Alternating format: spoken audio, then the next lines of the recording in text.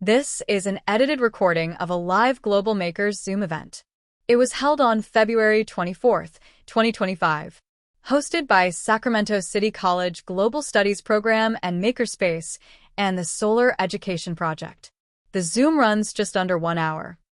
Well, welcome formally to our Global Makers event. I'm Professor Riyad Bahour. I teach global studies and history at Sacramento City College.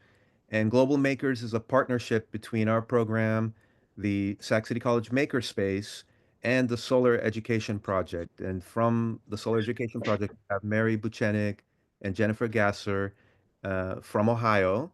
And we have Grace Chepkemei from Kenya joining us today. So we're really thankful for that partnership and the connections with our global makers around the world. We have two classes with us today, Anastasia's and Doug Copley's physics class. Hi, We welcome. might not be able to stay on the whole time, but we wanted to join you for as much of it as we can. Hi, Mary. And of course, we have our featured guest, Didacus Odhiambo, with us today, also from Kenya, along with Colette Odhiambo. And I don't know, Didacus, is Frederick here with us? Frederick Odhiambo. Yeah, he's joining, but he's not with us in this room. Okay. I know he will be joining from his device. He'll be joining, and we'll actually see him in the video shortly constructing the energy efficient stove. Yeah. So just He's gonna make a stove. He's gonna make a stove, yes. So before we dive in, we just want to remind folks to keep their microphones off if they're not asking a question or making comment. We're gonna have plenty of time for Q&A later. If you would like, when we get to that point, you could raise your hand or put your question in the chat. We'll do our best to keep track of that. And we're going to get started by showing not the full video of the construction of the stove, but a short version of it. And Mary will plug in the link to the full video for those who want to see that. But we thought it would be helpful if all of us watch together the short video.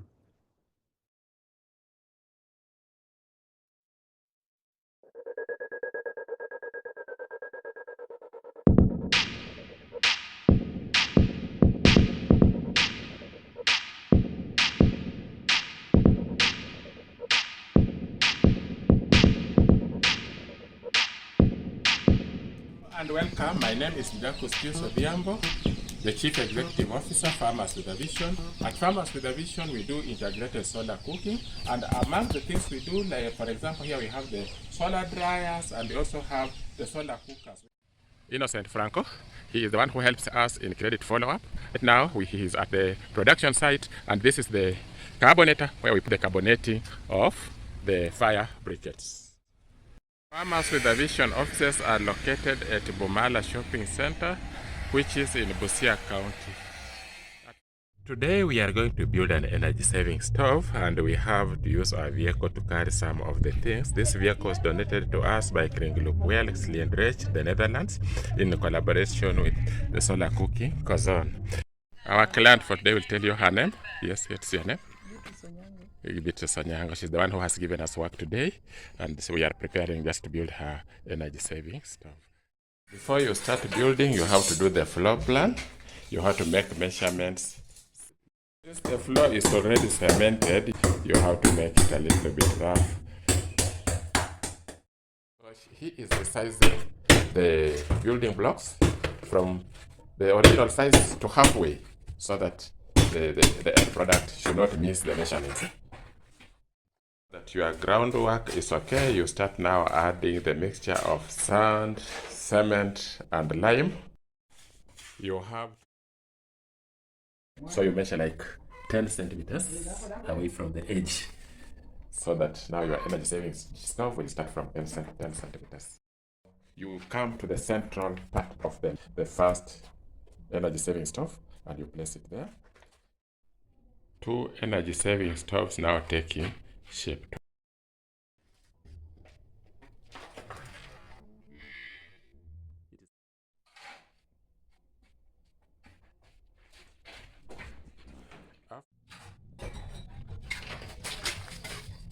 He's being very careful, ensuring that every space now is. This is Frederick Odhiambo doing the finishing. he's one of our very most competent artisans when it comes to constructions of energy saving stoves. Because we want to save firewood by roughly 50%. We also want to reduce smoke, and we also advise our client as much as. Sasa hii hapa hakuna kitu kingine itakuwa juu, sufuria inawekwa tabu.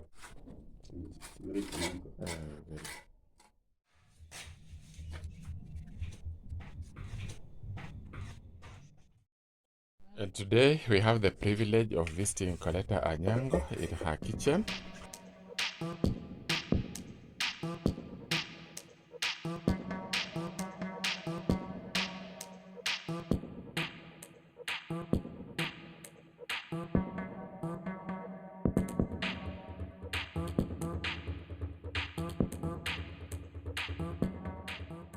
Gives you a little taste of what you would find in the full video.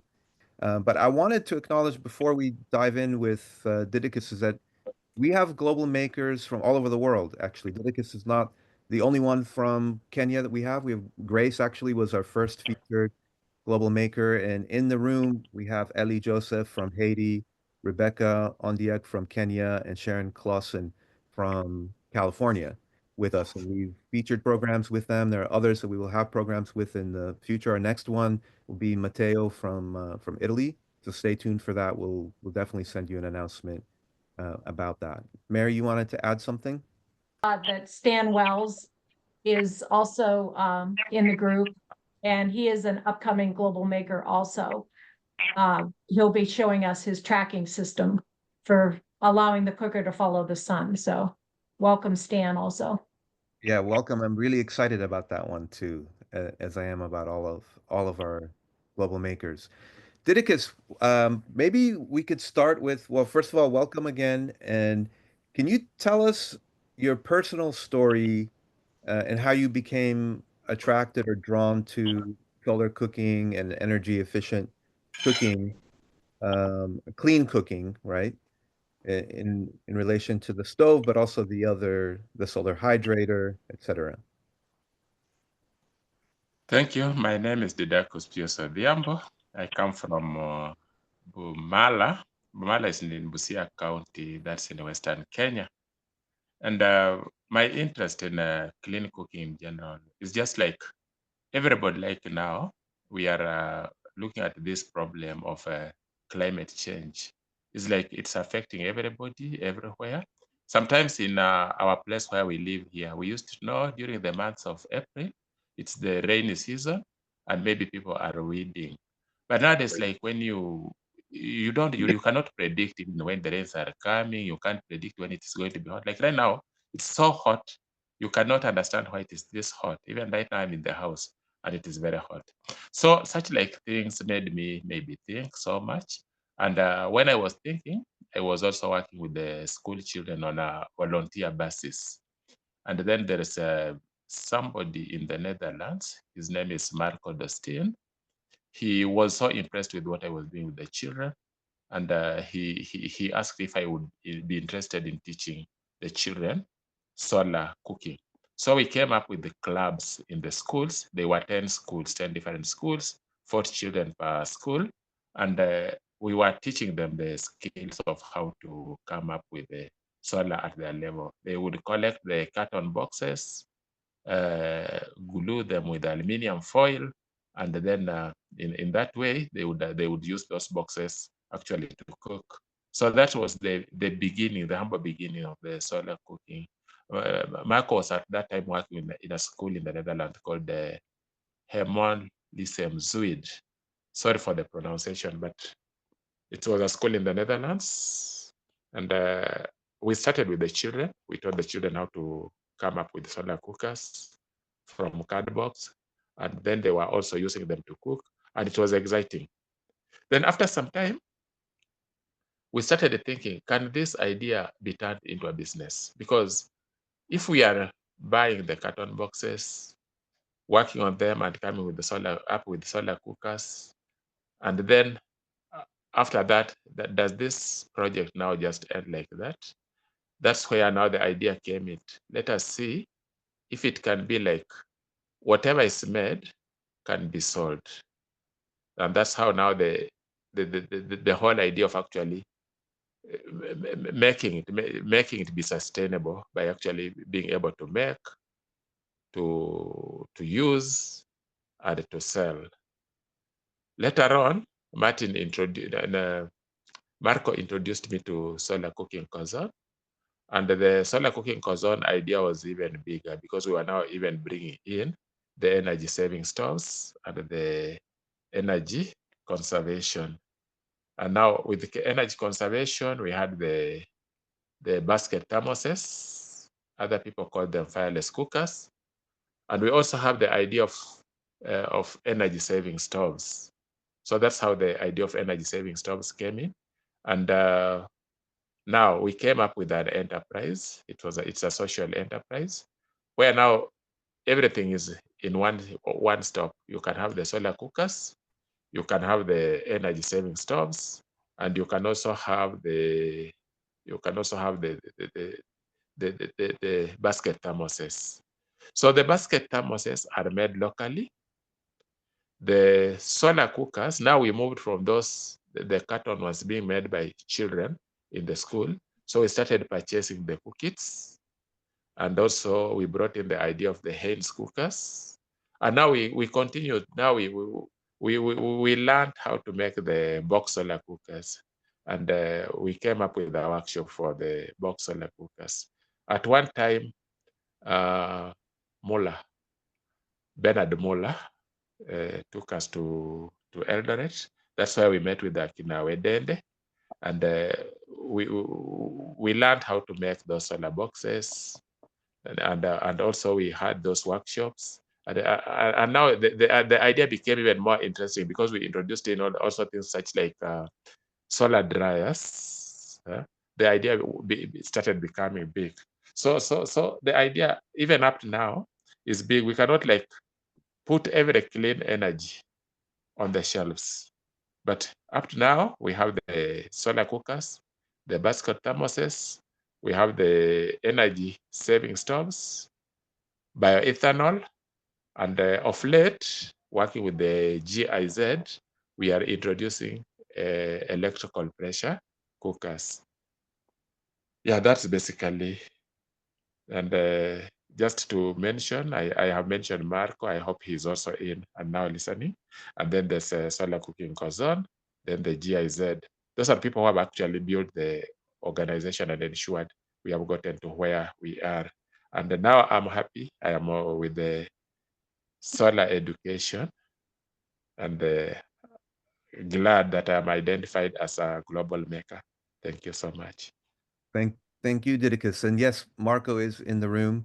And one of the beautiful things about your summary is that it touches on so many different aspects of this community. One is it's a global community, and we have people in this Zoom room from 3 or 4 different continents, and also the capacity for collaboration across the globe, right? That there are partnerships through this technology and through this dedication to the goal of repairing the environment and clean cooking. I also love that you talked about community education and the relationship between the work that you are doing and the classroom. And that's one of our goals here with Global Makers too, is to say that education doesn't just happen within the confines of the classroom, that there are people outside in the world making things and teaching each other under trees and in their own houses, etc. So that's a really beautiful aspect of it as well. Um, I wondered about Farmers with a Vision. If you could say a little bit more about that collective and what are the goals of Farmers with a Vision and how is it connected to the work that you do? Yeah, Farmers with a Vision is an organization with a membership of 15. We started at 15 and we have remained 15. Sometimes when somebody leaves, we have to replace with another person. There are reasons how people can leave. So others just leave because maybe we have attained the goals, because we keep setting goals at every given stages, depending on what we want to pursue. Some people also have left because they have actually died, but we have replaced those positions. And we started actually there was a problem when we started Farmers with a Vision, and the problem was also global. It was about HIV and AIDS, and we wanted people to access the treatments, and there was a stigma at that particular time. That's the background, that's the background of Farmers with a Vision. So in those initial stages, there's a partner who came on board. He's called Send a Cow, Haifa Project International. So he managed to enable some members to get Haifas, and from them to get nutritional support by maybe producing milk and using. And the major aim was actually to access treatment in the hospital, because the problem was, it was such like people are like afraid, people are hiding in the houses. We wanted people to come up to get management, and so that they can proceed with their day-to-day life. That's about Farmers with a Vision.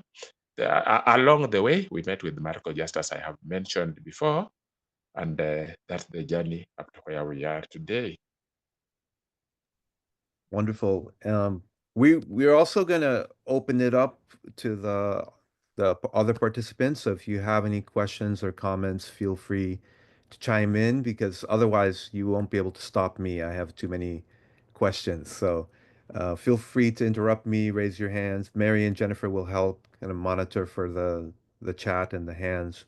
But in the meantime, I want to say, Didacus, when I watched the full video, I was really struck by how you were able to make something so functional and so practical with the tools and the resources that you had at hand, right?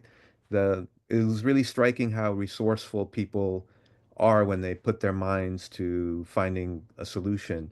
Do you have any stories or any other sort of examples of resourcefulness and ingenuity of the women and men who you work with on these issues? Yes, naturally, I believe in using what is around to achieve what we want. That's why you realize, like, I am now zeroing on making the box solar cookers and the basket thermoses and the conical cookers, because the materials are available. So what you need is just the technical part of it and the tools, and maybe you come up with a workshop, then you are ready to go. Sometimes when we rely so much on what is maybe important or what we have to buy from the shop, sometimes we are limited by the financial aspect of it. People, generally, people do not have money to buy things. They have just little maybe to buy food. And now it's a technology, and you want it to get to everybody. Because when we are talking about climate change, and we are talking about saving the trees outside there, and we are talking about reducing carbon in the air, you know, like if we start talking about expensive equipment, and we start talking about big science maybe that the local person cannot understand, sometimes they don't take it up. So they want just something that is practical, something that they can see, something that they are used for. Now, like the energy saving stove, you see the materials being used are found within, either just in the hardware, like the cement, or the sand is harvested from the rivers, and somebody is ready to build the stove. And also the inserts that are put inside the stove, they are just made locally. There's a special clay which is actually made, and we thank God, because I always like mentioning people who are doing things. There's the GIZ, it has trained so many people, and even build the capacity of people so that they can make that insert. So as we just buy that insert from those production centers already, which are there. Now, when we come with it, again, the training the GIZ has given us, I just asked them to train for me 40 people. They got trained, and then they are doing the work. You see, the resources are there.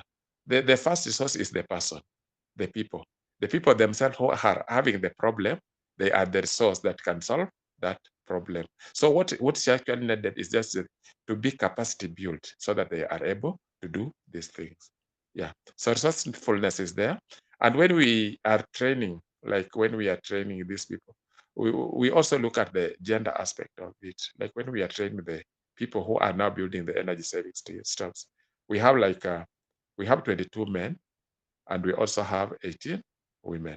And among them, we also have the youth. so that we can balance the whole speed. We have to involve the youth so much, because us, the truth is that we will phase out. But when we leave the world, whom are we going to leave it in the hands of? The younger generation. And also, we have to do everything to ensure that when we deliver the world to the next generation, we deliver something that can also be delivered to the other coming the generation after them. Otherwise, we will have a world where we live and it is destroyed, the environment is destroyed, so we have nothing to deliver to the next generation. So for us to ensure that there is a generation after us is for us to ensure what we are doing today is for the good of those people who are coming after us. So the resourcefulness is there, is within us. That's beautiful, and in consistency with all your entire work, your answer was very collective, right? It's not just collective in this time and space, but generationally as well, which is really beautiful. Um, so the stove still uses firewood, right, and charcoal, but less. That's the idea. It reduces the need for high amounts of wood. And Didicus, you also do 100% solar stoves, right? So is the idea that you're offering a range of cleaner cooking alternatives because some days the sun is not out, or it might take, um, might not be as easy for people to adapt to solar cooking right away?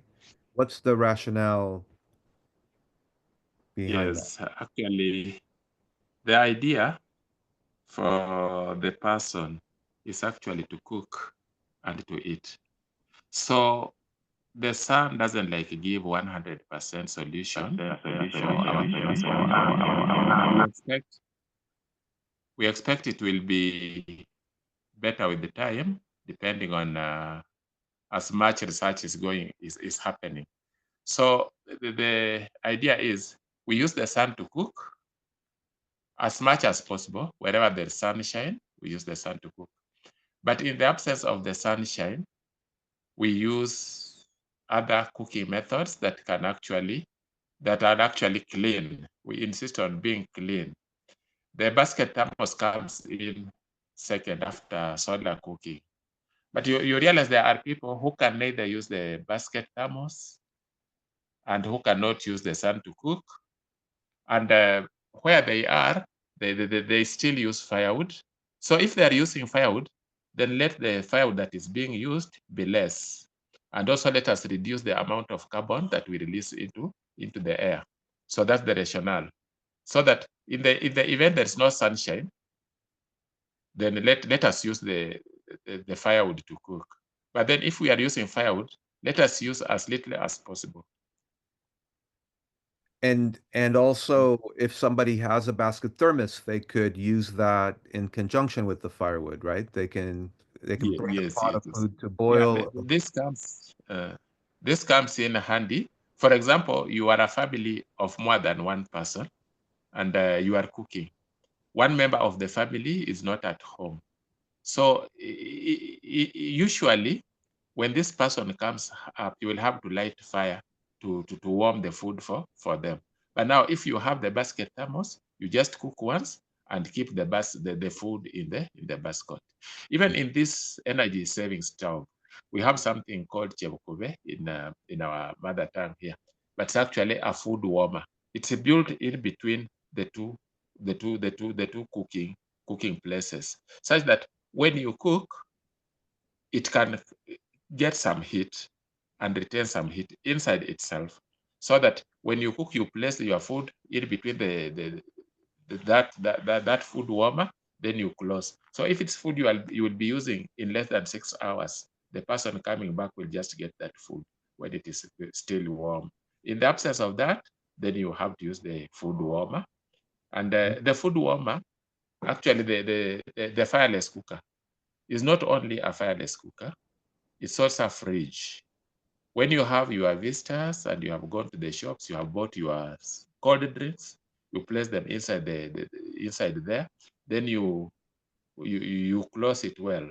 It will remain cold for as long as when your visitors will need it. we usually encourage the food put in the warmer to be used within the 6 hours, because sometimes the longer that this food stays inside that warmer, it becomes rancid.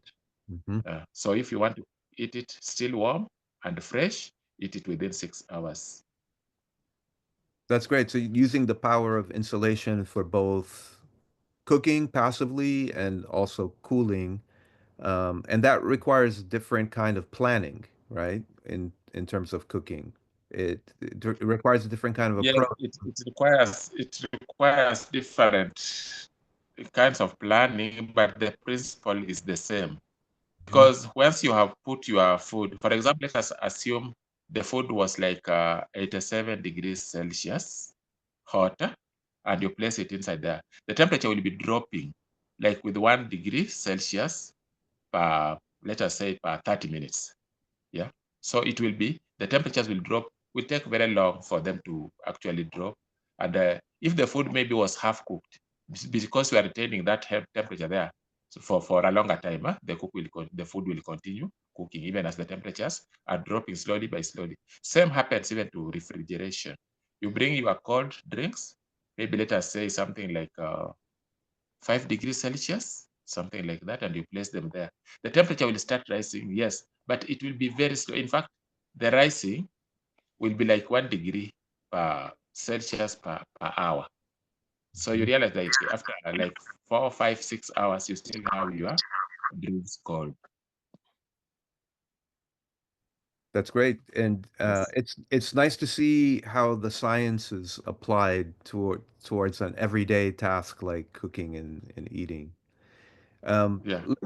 Let's see if any of the physics students have a question as a way of kind of opening it up for the participants. Let's give them first dibs on questions or comments, and then we kind of open it up. Unfortunately, we lost Anastasia in her class before the Q&A could get started. They had to go to a test, do a test, which I'm sure they would have had more fun staying with us, but what can we do?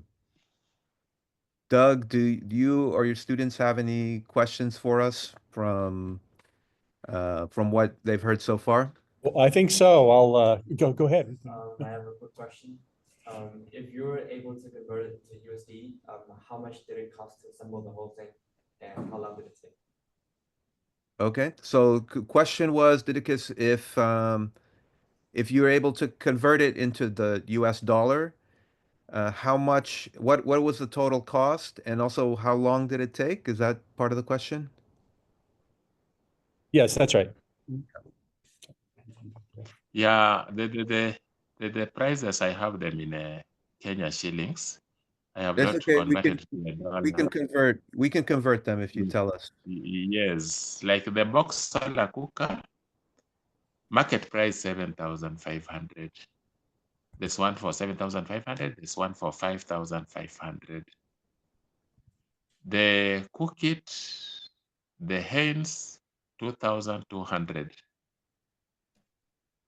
The basket thermos, 1,200. The energy saving stove, the one we are building, to completion, all materials inclusive, is 6,000. Okay, just to give people an idea, 7,500 Kenyan shillings is 58 US dollars. So you can kind of, once you know that, kind of gauge the other costs. So in the US economy, that's actually a very affordable cost. How does it how does it look in the Kenyan economy? Is that a modest amount, a fair amount, or?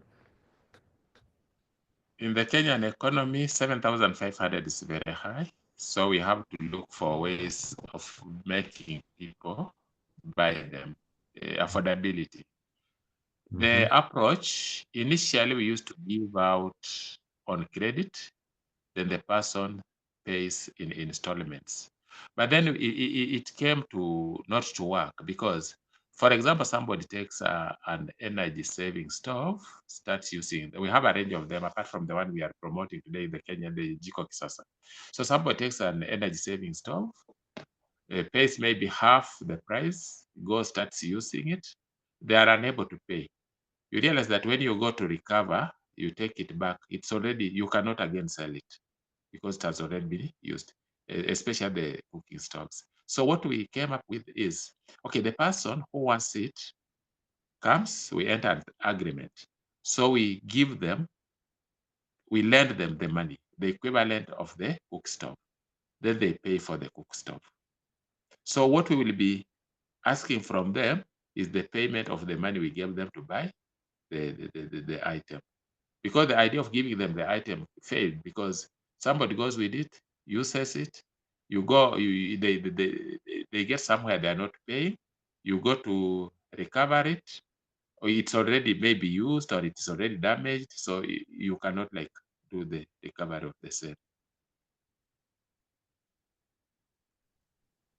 But there are other cook stoves that are affordable. You can get like the cheapest one is at 500 shillings. Kenyan shillings, 500. And let's see, 500 shillings would be almost $4 US. Yes. Thank you. Any other questions or reactions, comments?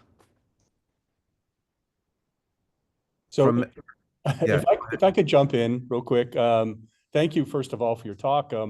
That's absolutely fascinating, very important in these times to look for efficiency. It's something we're studying in our class right now. And but one of the things that we've learned is that in thermodynamics, the efficiency has a lot to do with the difference in temperature. So one question I have is, what is the maximum temperature you can achieve in these ovens? Yeah, the solar cookers.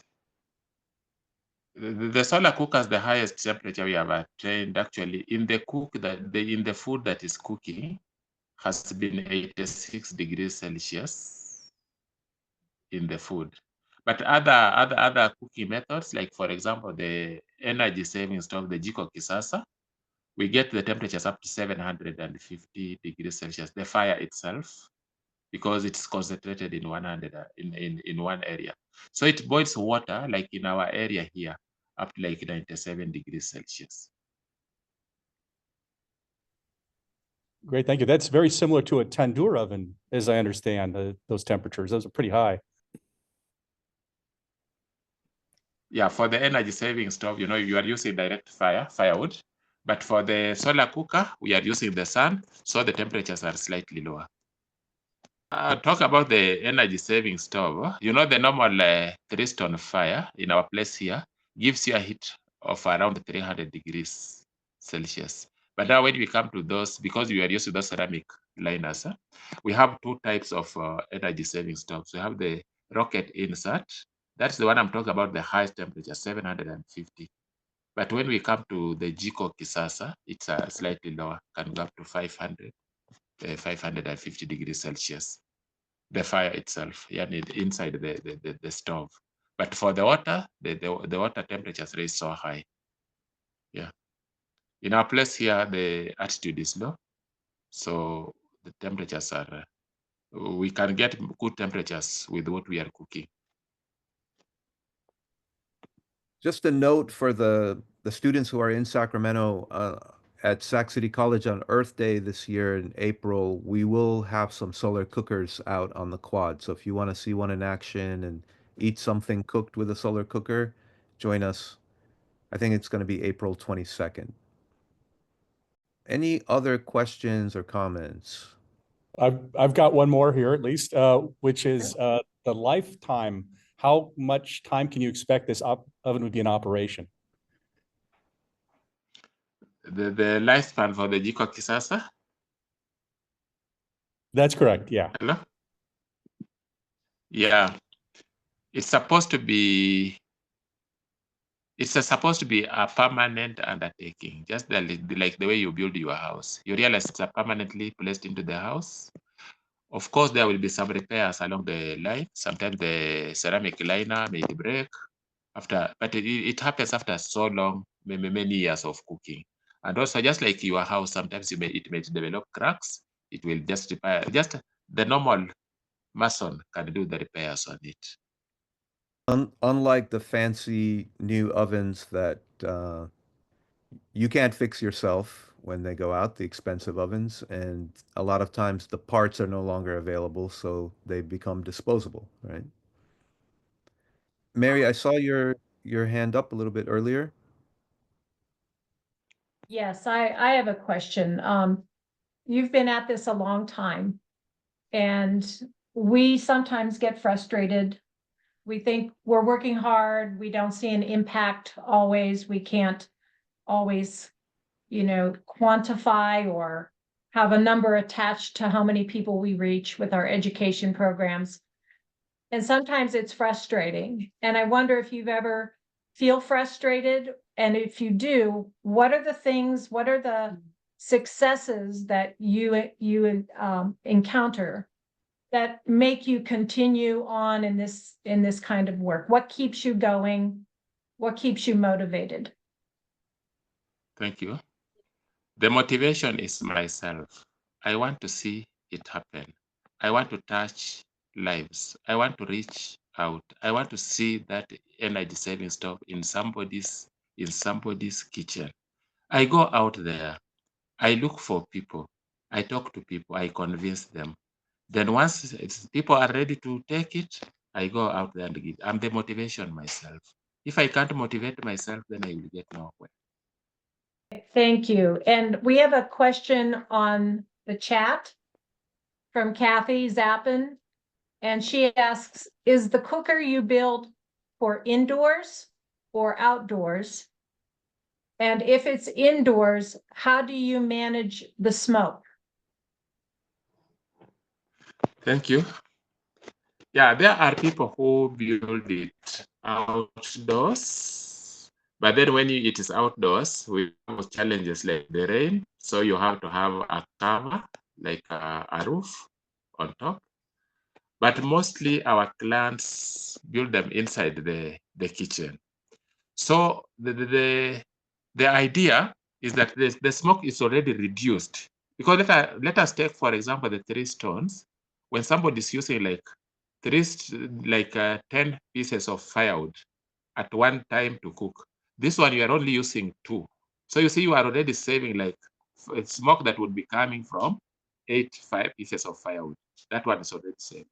Another thing we look at is ensure the firewood you are using is dry. Personally, I advise let the firewood dry for like 3 months. Yeah, I know somebody will say, but you can't be patient that long. But then when you want to do anything, it's good also to sacrifice. So when the firewood is well dried, and the kitchen, actually where you are cooking should be somewhere you have specified it's a kitchen.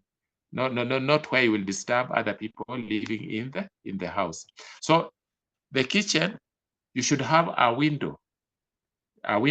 large window, enough that can take the smoke outside, the minimal smoke that will be being released. And the best way to do it is to do it under a chimney. Under a chimney, 100% of the smoke will just go out. But all the same, the smoke is reduced such a levels that are almost negligible. But we must admit there will be some smoke.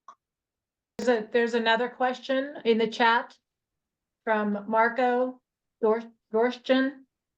And he says, some years ago, Didacus built a biogas installation. Maybe he can tell about the advantages and disadvantages of this installation. Thank you so much. Marco is a great friend. We have journeyed with him so long. Yeah, we have the biogas, and it's producing because like the biogas now, that one is very clean, and it's also producing manure, and this manure is being used to also produce food. So biogas is more like it's a plant. It's something now beyond only cooking, because you use the cow dung to feed it. Then from the cow dung you get the gas, and from the gas the other waste you get the manure. So it's actually a plant that does a lot for the community. Didacus. Any other questions or comments? I want to re-ask the question about is it useful to build it outdoors? Ask if it's okay to build it outdoors. Yeah, will it stand up to the weather?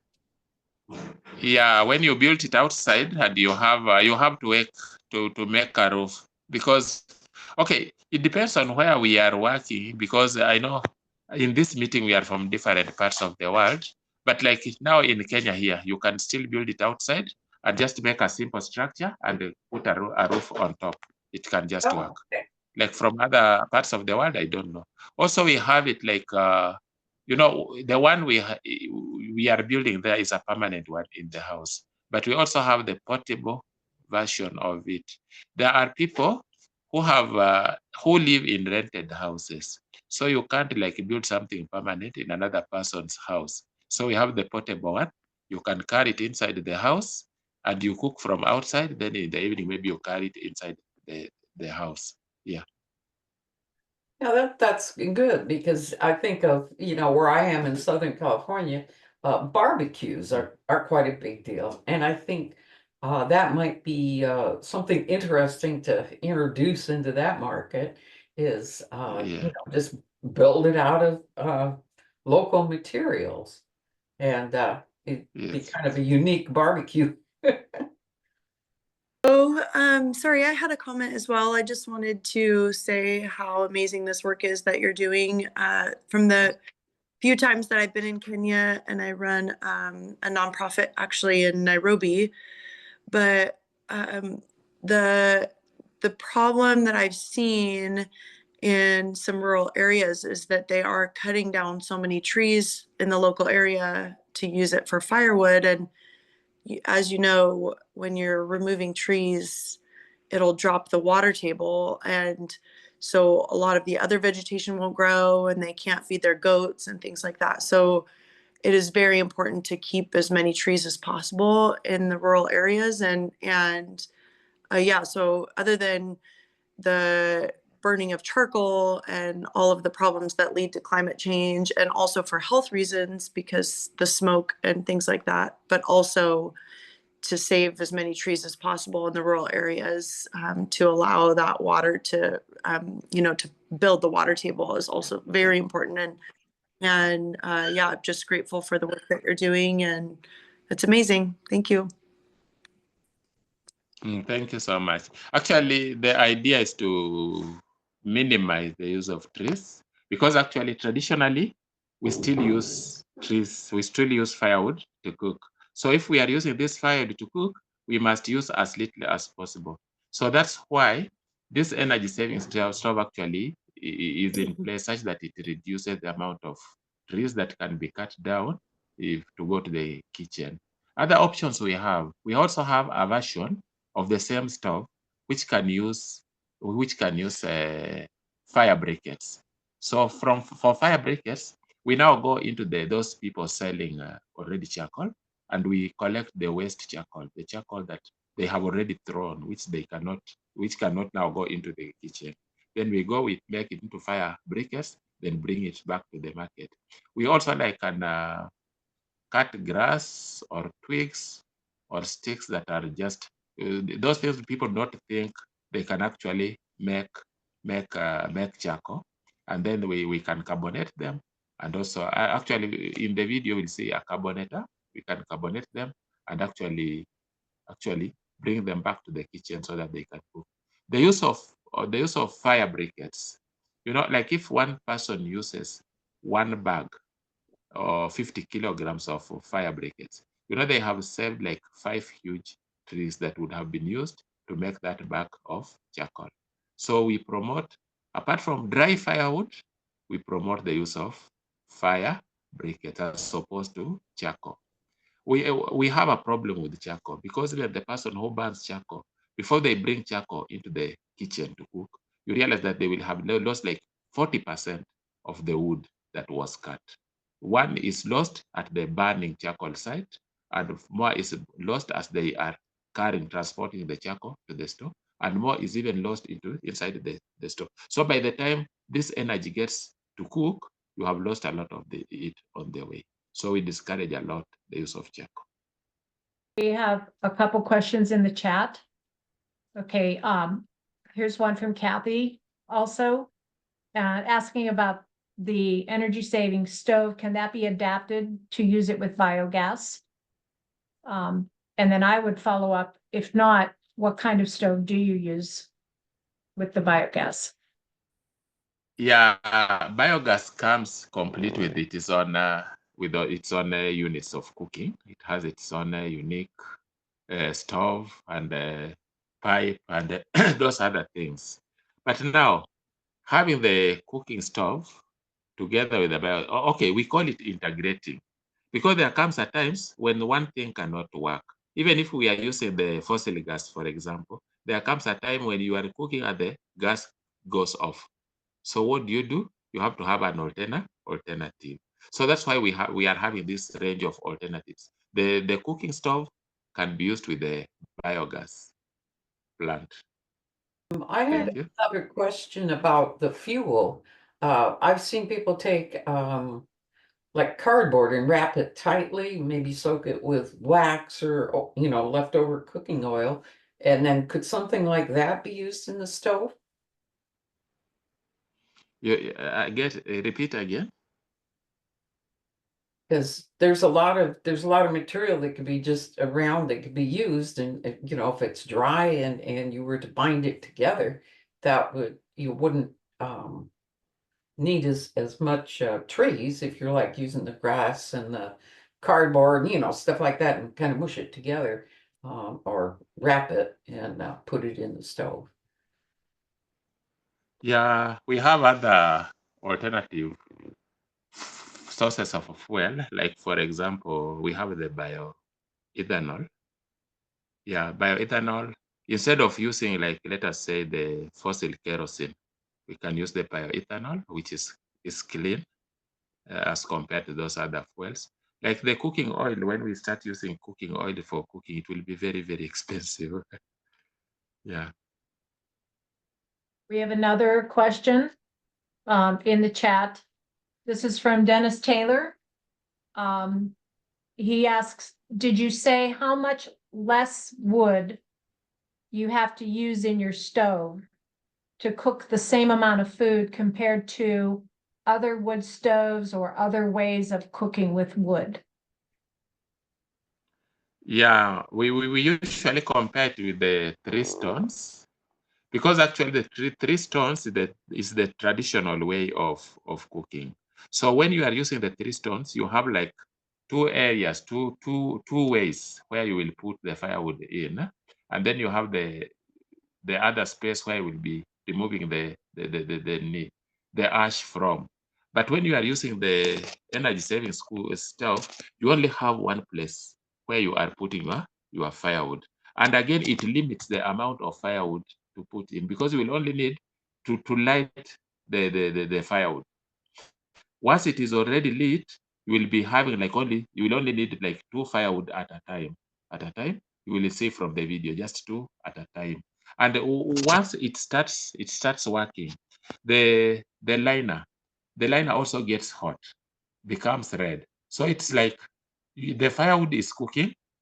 Whatever has been burned from that firewood, that does not just turn into ash immediately.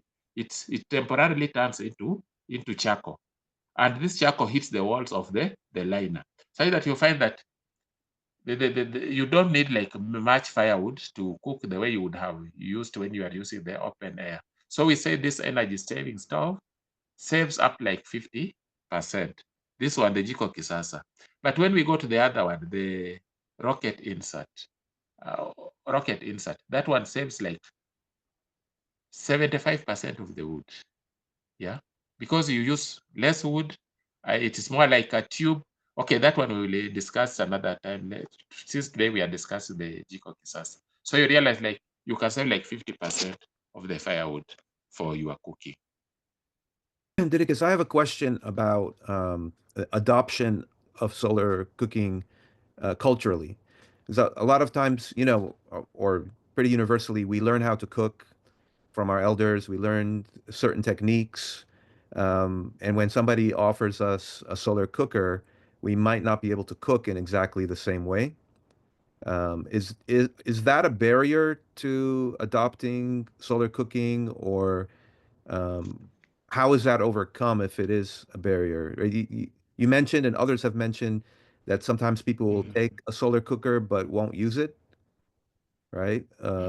Or in some Yes. cases, solar cookers have been donated, thinking, Yes. oh, this is the solution, but there hasn't been an effort to help people culturally adapt to cooking in them. How do you handle that introducing solar cooking for the first time and overcoming those cultural challenges?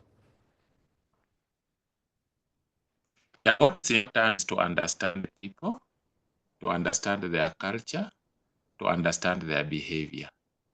Mhm. You know, solar cooking generally is a new idea, and it's an idea that is also still developing. And to bring a new idea to a people, you have to be ready, to be patient, to understand behavior change. There are people who will get something new and want to try it immediately, hence adapt immediately. There are people who will adapt after seeing others adapting. There are people who will still see others adapt and still will take time to change. And there are people who will never change. So that's a matter of human behavior. And It applies in every aspect of life, and it also applies on solar cooking. yeah, and for the record, the question is also relevant for us here. I often wonder why solar cooking is not more commonly used in Sacramento, for example, where we have many days of sunlight. And it seems to be, I don't know, a combination of cultural obstacles, and maybe we want everything quick, right? We're used to having things quickly and conveniently, even if it's a cost to the environment and to ourselves. Yes.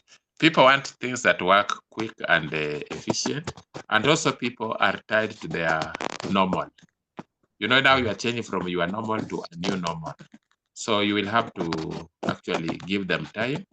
But as when we started, actually, we started with the schools.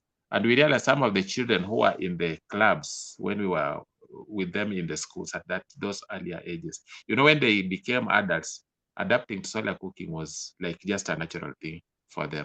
Some things also have to start early. And there's also this separation between classroom and actual life. Yeah.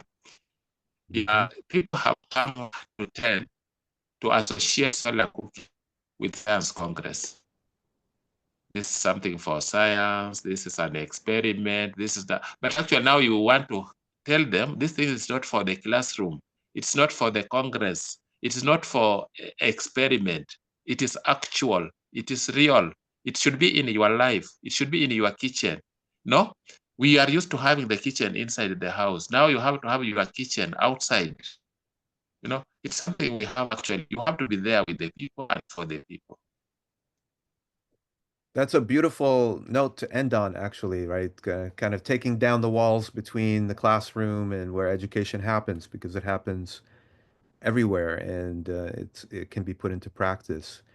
I know we want to take a group picture before we kind of informally chat a little bit more, but Mary or Jennifer, did you want to, or Grace, add anything from your perspective? Grace? Yeah, thank you. I just wanted to just make an observation and also to appreciate, let me call you Odhiambo. I don't know how to pronounce that other name. I would like to appreciate Odhiambo for the Yes. good work he's doing and reaching out to the community. We also happen to use that, the cooker, did you say jiko kisasa? Yeah, that jiko kisasa, we Yeah, happen to jiko. use it here in Eldoret. And what I wanted to suggest is that, is there a way that we can improve it in terms of height, because it is so low, some people may find it so difficult to sit down and use it to cook. Is it possible to put a height on it, to put it a bit higher the way it is?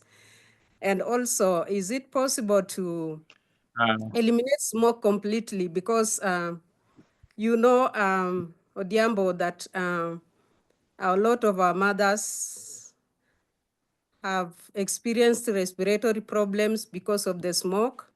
They have also had problems with their eyes because of the smoke. Is there a way we can use this jiko kisasa to eliminate smoke completely? If there is a way, I think that would be good. I like the way it reduces the use of firewood, but I also realize that you also realize that still there is smoke. If we can think of something like that, whereby we can improve it in such a way that we eliminate smoke, so that also we keep our mothers healthy. You know, you men, you don't come to the kitchen in Africa, yeah? We are the You're ones who right. sit in the kitchen. Yeah, thank you. Yeah, you are right. Now, about actually reducing to zero smoke, the person has to build a chimney. That's the surest way of actually reducing the smoke to 0%. And also placing it behind a window is another solution. And I am glad about the height and the size. It depends on the artisan who is building it for you. Sometimes if you want it to be higher, the foundation can be made higher, the foundation, because the jiko itself has its standards which cannot be taken away, so that its performance remains. You know, it's the research mind behind it.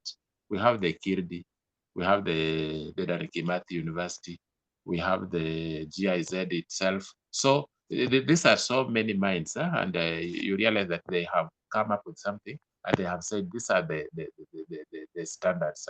So when we are doing something, unless they come up with another recommendation, is when we can adopt other sizes. But what I know, the foundation can be made higher for it to be higher, or the foundation can be made lower for it to be lower. But the other aspects of it remains the way they are, actually specified.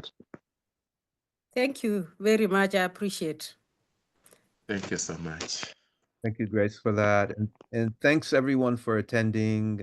Doug and your students, really amazing to see you all here and for your That's great. questions. We're